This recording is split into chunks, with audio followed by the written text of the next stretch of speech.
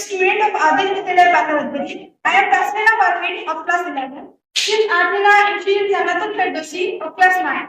We made a smoke detecting machine with an Arduino Uno, a smoke detector, a V20 buzzer, LED, and a breadboard, and some wires.